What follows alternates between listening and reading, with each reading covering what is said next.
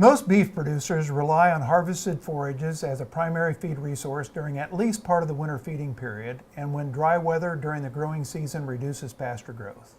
In this edition of Beef Tips, we're going to focus our discussion on the process of making dry hay.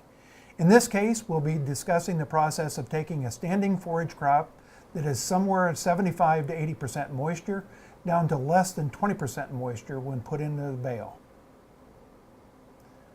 Hi, I'm Dr. Ron Lemonager, Purdue Beef Extension Specialist in the Department of Animal Science. And I'm Keith Johnson, Department of Agronomy, Forage Crop Extension Specialist.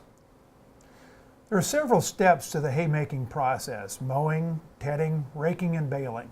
So let's start with mowing the hay crop. And when I was a kid, Keith, we used to cut it with a sickle bar mower and rake it with a bar rake, all right? Technology's changed some since then. Let's talk about that. We must be about the same age because I did the same thing. But what's happened is more conditioners have been brought in. They've been here for several decades, but they really do speed the rate of drying hay as compared to that sickle bar mower. And there are two types of mower conditioners. The first is a disc mower with a flail or an impeller type of conditioner, which is better on grasses than legumes as they cause more leaf shatter with legumes. The other type is a sickle bar or disc mower with crimping rollers that are either metal or rubber, and they can be used on legumes and grasses. Disc mowers do operate at a faster speed and work better when the forage is not standing straight up, or as we say, the crop is lodged. Considerations regarding mowing and conditioning include making sure that we set the gap between the rollers so that crimping of the stem occurs about every 3rd to 4th inch, and that leaves are not being bruised by those rollers. The setting is dependent upon the yield of the crop, so it's really critical to check that gap between cuttings because yield does change over the course of the season. Mowing height is very, very important too, as we don't want to scalp plants like orchard grass that have an elevated crown where regrowth originates. And swath width should be set wide by setting the deflector shields. This improves rate of moisture loss.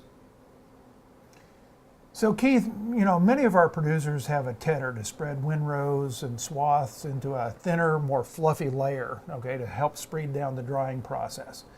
How should this equipment be used, and maybe when should it be used during the dry down process? Well, I wouldn't get into the habit of using that tedder every time.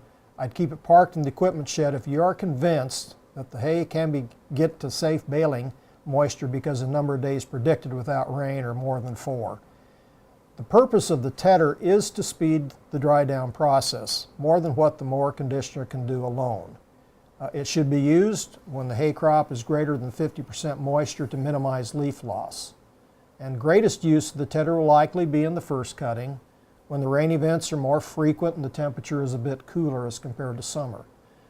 Another use of the tedder is when hay is in a windrow, almost ready for baling, and it gets rained upon, unfortunately. And in this case, the tedder scatters the windrow, so drying back to a safe harvest moisture occurs more rapidly. So our next process is really raking the hay into an appropriate size windrow for the baler to efficiently operate. Again, today we've got a lot better equipment for raking hay than we did when I was a kid growing up. Like the tedder we just talked about, we probably need to use the rake appropriately as well. Absolutely, and there are two basic kinds of rakes. The rake style likely used several decades ago was that bar or that parallel rake.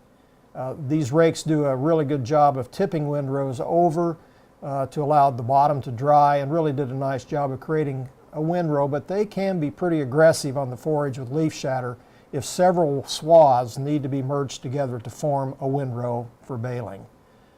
The newer rakes are less aggressive on forages. They reduce the amount of leaf loss, and they do create a fluffier windrow to facilitate continued moisture loss.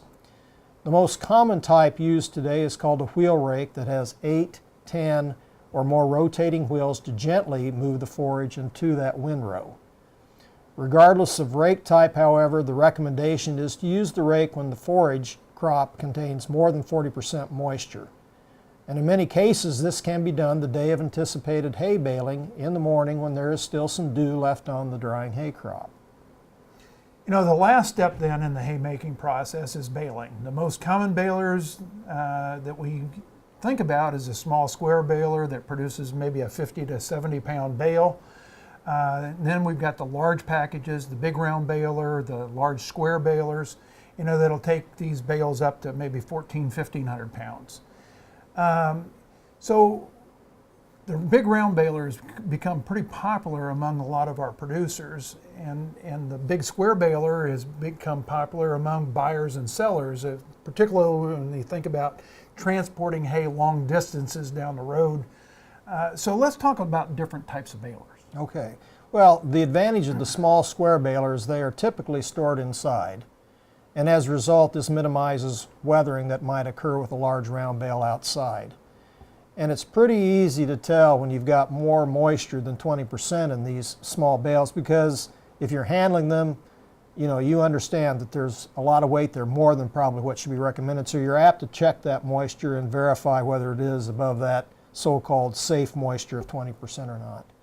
Now, the big disadvantage of small square bales historically has been the physical labor that is associated with moving bales from the field into storage and then back into the feed trough. But much of the physical wear on people can be reduced today with the use of bale accumulators and bale grabbers on a tractor or a skid steer.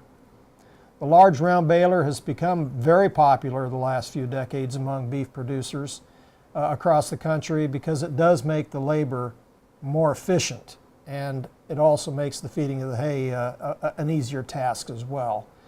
There are many size balers can be selected to fit the size of the beef operation and the tractors available that one has for baling and moving the bales. You know, while you're talking about big round bales, you know, there's those bales that are hardcore, okay? Yes. You know, very tight in the middle versus kind of that soft core. That. Talk a little bit about what your thoughts are on that. Well, certainly you're going to find that the moisture loss is probably going to be a bit greater in terms of soft core, in terms of moving that moisture out as compared to the hardcore sort of bale, in terms of where there's apt to be more moisture retained. The hardcore bales are probably way more. I mean, you got more hay packed into that middle. Yes, they will.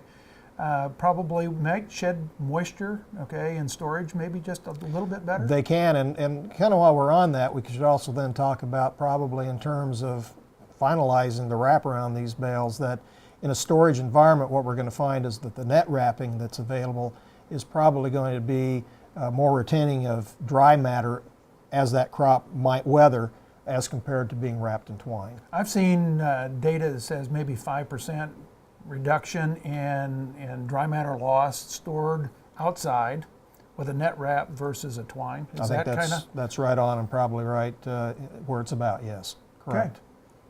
So I think from this session, the takeaway points that Keith and I would like to make are that making hay properly takes the right harvest equipment, used at the right time to minimize both field losses and storage losses, and then to create a hay product that's high enough quality that can meet the animals' requirements.